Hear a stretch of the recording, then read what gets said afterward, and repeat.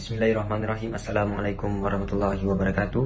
Bagi persidangan kebangsaan sarjana muda Sains Sosial dan Kemanusiaan Bersada 2021, saya Hishamuddin bin Jainuddin di bawah seliaan Dr. Junaidi Awang Besar akan membentangkan kertas kerja saya yang bertajuk Persepsi Pengundi Melayu terhadap Kepelbagaian Parti Politik di DUN Pekanenas, Pontian Johor.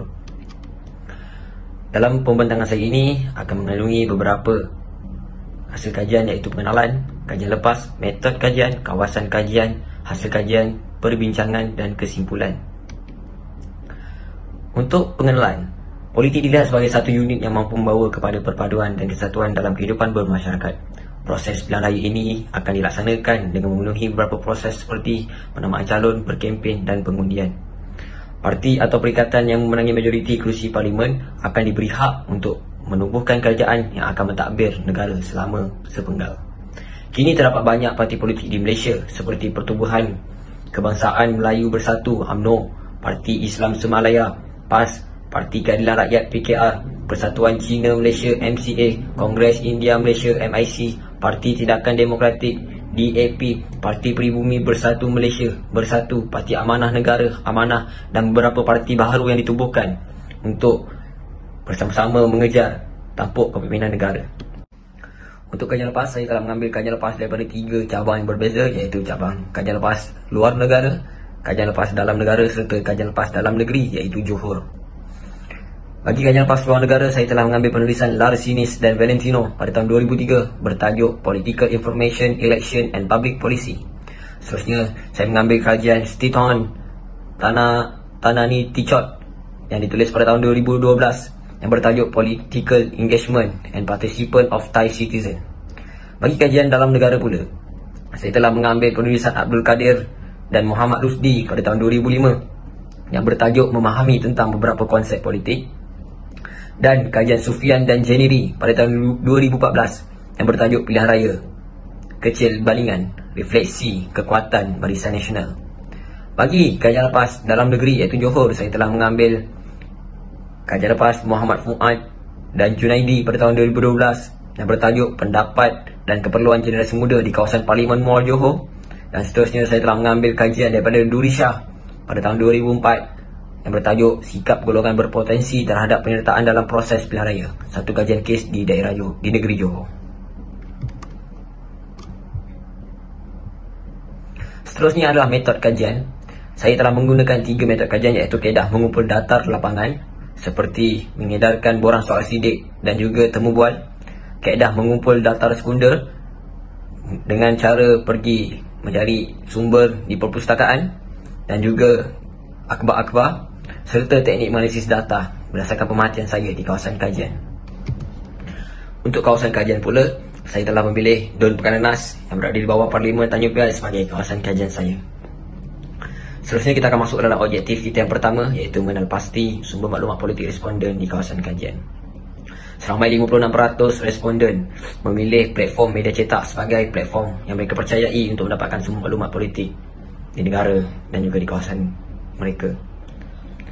Dan selebihnya, iaitu 44% responden memilih platform media elektronik sebagai platform untuk mereka mendapatkan sumber maklumat politik.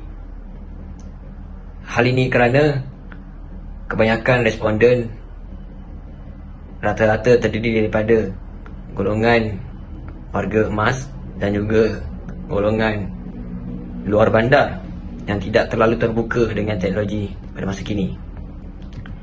Kita akan pergi ke objektif kita yang kedua, iaitu mengkaji kriteria pemilihan parti politik di DUN Pekanenas. Sebanyak 40% responden menyatakan mereka akan memilih parti politik yang memiliki track record yang baik untuk menjadi pemimpin di kawasan mereka. Seterusnya, sebanyak 24% responden memilih untuk mengundi parti yang mempunyai pemimpin yang berwibawa, berpendidikan tinggi dan bersih untuk menunjangi kepimpinan di kawasan mereka. Kita dapat lihat di sini, perkara ini berlaku apabila Pakatan Harapan diangkat sebagai pemenang dalam PRU ke-14 sebelum ini. Hal ini kerana tindakan bijak Tun Mahathir membawa masuk YB Syed Saddiq dan barisan-barisan calon yang hebat yang lain telah memberi keyakinan kepada pengundi untuk memberi ruang kepada mereka menggantikan Barisan Nasional untuk menunjangi kepimpinan negara. Seterusnya, sebanyak 10% responden memilih parti yang mampu memacu pembangunan setempat dan negara.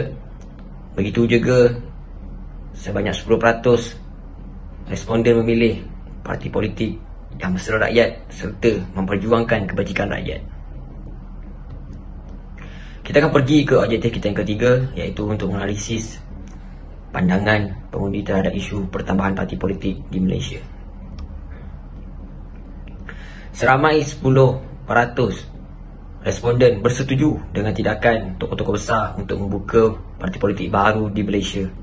Hal ini kerana mereka menjangkakan suasana politik Malaysia akan lebih kompetitif dan pemimpin-pemimpin akan lebih tegas dan juga berdisiplin dalam menjalankan tugas mereka kerana terdapat banyak saingan.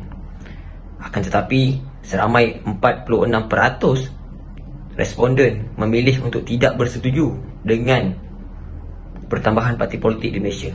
Kebanyakan mereka menyatakan bahawa itu akan menjadi punca perpecahan rakyat Malaysia. Ada juga yang mengatakan bahawa pertambahan parti politik ini tidak diperlukan sebenarnya. Sekiranya mempunyai masalah dalam parti yang sedia ada, mereka perlu berbincang dan memperbetulkan perkara yang salah, bukan dengan cara melarikan diri dan menubuhkan parti baru untuk mendapatkan sokongan rakyat. Dan 44% memilih tidak pasti kerana mereka juga merasakan ada baiknya dan juga ada yang tidak baik dalam pertubuhan pertambahan parti politik di Malaysia. Apa yang saya dapat simpulkan dalam kajian ini adalah pertambahan parti politik di Malaysia sukar untuk mengubah sokongan responden kepada parti yang mereka sokong sejak awal. Mereka cenderung untuk setia kepada parti yang mereka sokong sejak sekian lama. Seterusnya, responden dilihat cenderung untuk menyokong parti yang banyak memberi sumbangan kepada negara sejak sekian lama, dan juga parti yang dibarisi oleh pemimpin-pemimpin yang berwibawa. Kesimpulan terakhir adalah kebanyakan responden tidak menyokong langkah pertambahan parti politik di Malaysia kerana merasakan ia akan memecah belahkan keharmonian negara. Itu sahaja daripada saya. Sekian, terima kasih.